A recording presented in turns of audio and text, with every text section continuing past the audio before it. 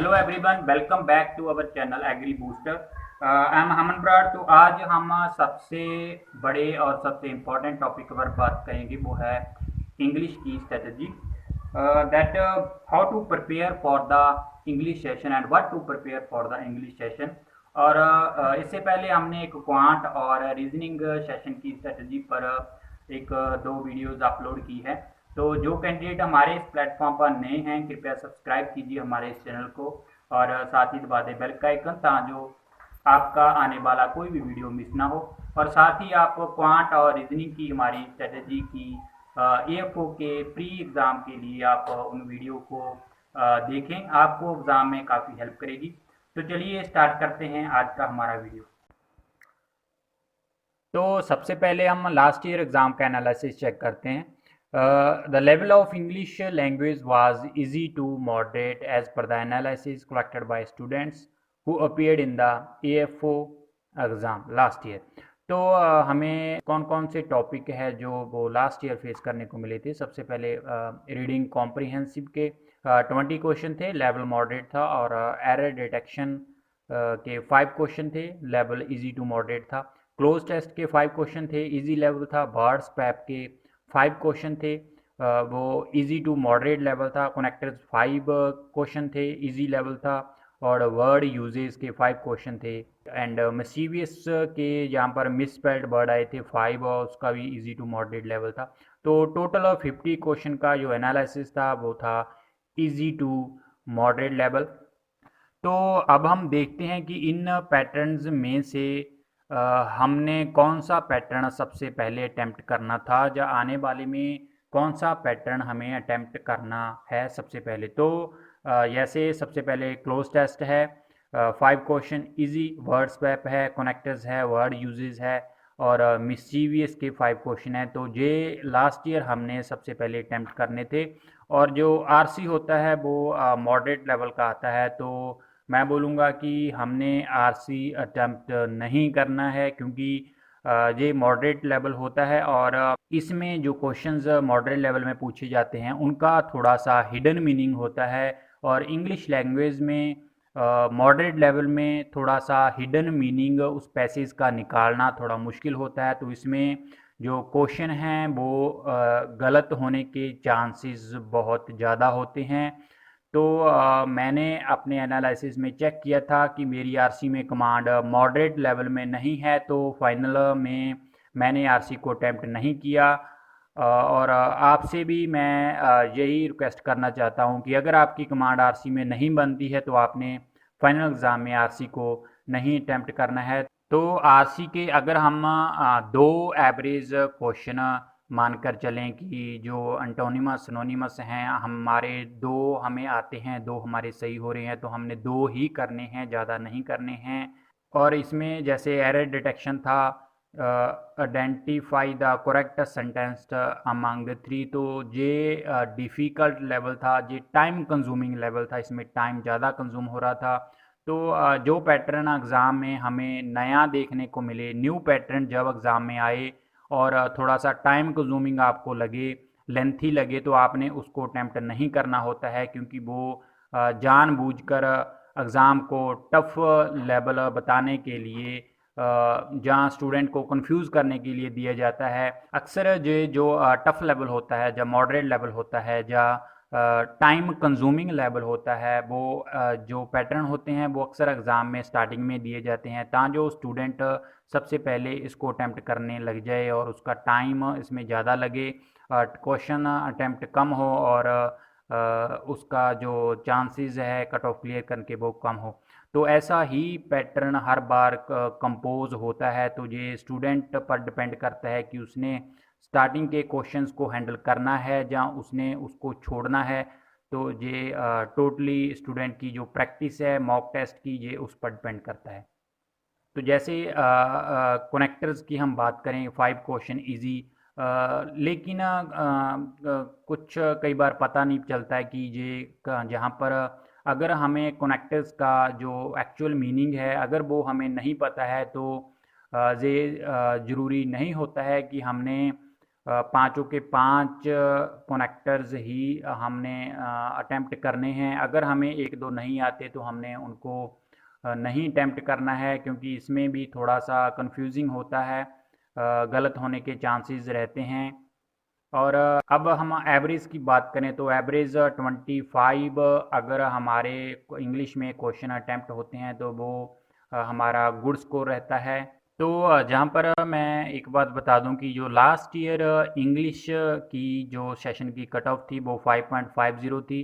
तो average 25 question अच्छे से अटैम्प्ट कर हम इस कट ऑफ को आसानी से क्लियर कर पाते हैं।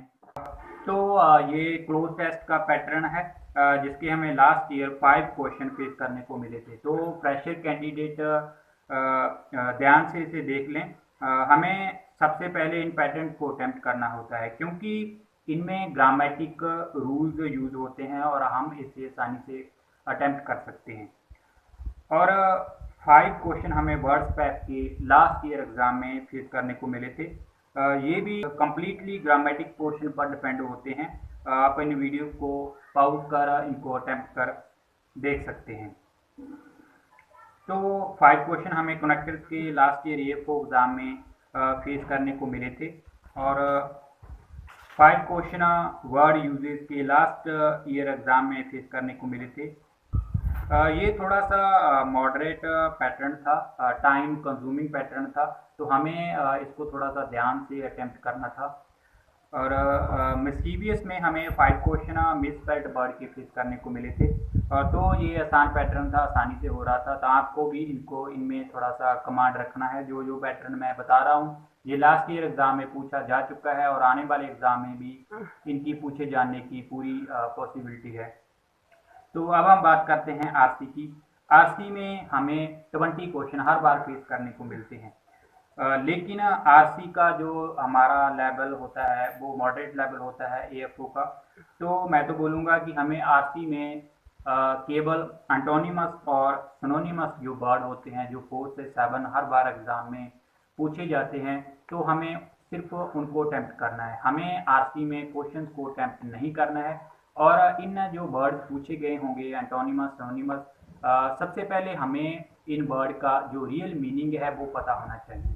अगर हमें वर्ड का रियल मीनिंग पता है तब ही हमने जो ये वर्ड्स हैं उनको अटेम्प्ट करना है। अगर हमें उसका रियल मीनिंग नहीं पता है तो हमने उसको छोड़ देना है, अटेम्प्ट नहीं करना है।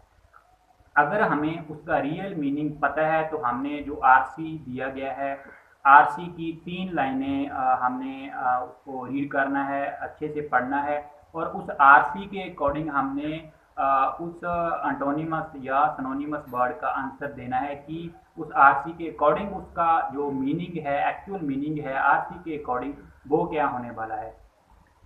तो ये मैच द कॉलम भी हमने डेली प्रैक्टिस करने हैं, क्योंकि ये लास्ट ईयर EFO एग्ज़ाम में प्री में हमें देखने को मिले थे। तो अगली बार नेक्स्ट ईयर भी इन पैटर्न की आने की बहुत पॉसिबिलिटी है। तो मैं बोलूँगा कि आपने इनको भी डेली प्रैक्टिस करना है, क्योंकि ये आसान होते हैं, हो जाते हैं। और इन फ्रेजल वर्ब की भी हमने डेली प्रैक्टिस करनी है, इन पर कंट्रोल रखना है, क्योंकि ये भी पिछले एग्ज़ाम में एक बार आ चुके हैं। ये पैटर्न नया नहीं है, ये पुराना पैटर्न है। तो इसका भी हमने डेली प्रैक्टिस करना है, इसका एनालिसिस करना। अब हम इसके सोर्स की बात करते हैं कि ये टोटली जो पैटर्न्स आते हैं या इसमें जो ग्रामेटिकल रूल्स यूज़ होते हैं, तो ये हमें कहाँ से लर्न करने को मिलेंगे। तो मैं आपको एक ही बुक की रिकमेंडेशन करूँगा कि आप लूसेंट पब्लिकेशन की जनरल इंग्लिश की बुक परचेज़ करें। ये आपको इंग्लिश में आपके जो भी हमारे EFO एग्ज़ाम में इंग्लिश का पैटर्न आता है वो इसी में से सॉल्व आउट होता है। इसमें सारे रूल्स दिए गए हैं जो हमारे इन पैटर्न्स में यूज़ होते हैं। तो इस बुक के जो सिलेक्टिव पोर्शन हैं वो आपने बार बार रेपिटेशन से लर्न करने हैं। तो मैंने इन चैप्टर्स को हाईलाइट कर दिया है, तो जिन पर मार्क किया गया है तो इन्हीं चैप्टर्स को आपने लर्न करना है, लेकिन रेपिटिशन के साथ ही इन रूल्स को लर्न किया जा सकता है। आपने एक बार पढ़कर इसको छोड़ना नहीं है। एंड जो मॉक टेस्ट है उसका सोर्स रहेगा आपकी जो बैंक क्लरिकल की बुक है, जो बैंक पीओ की बुक है। इसके साथ ही आपने अड्डा 247 से जो फ्री की क्विज आती है वो आपका अपडेटेड सोर्स रहेगा कि अब कौन सा पैटर्न आने वाला है। तो आपने ये जो बुक है इसके डेली एक एक मॉक टेस्ट आपने कंप्लीटली लगाना है, और आपने मॉक टेस्ट में सबसे पहले इंग्लिश को अटेम्प्ट करना है और पूरे फ्रेश माइंड से इंग्लिश को अटेम्प्ट करना है। 50 के 50 क्वेश्चन आपने अटेम्प्ट करने हैं। इसके बाद आपने पूरा mock test English, reasoning, quant पूरा मॉक टेस्ट अटेम्प्ट होने के बाद आपने उसका एनालिसिस करना है कि आपके कितने क्वेश्चन ठीक जा रहे हैं, कितने क्वेश्चन आपके रॉन्ग हो रहे हैं। तो आपके क्वेश्चन जो रॉन्ग हो रहे हैं तो उसका आपने एनालिसिस करना है कि ये क्यों रॉन्ग हो रहे हैं।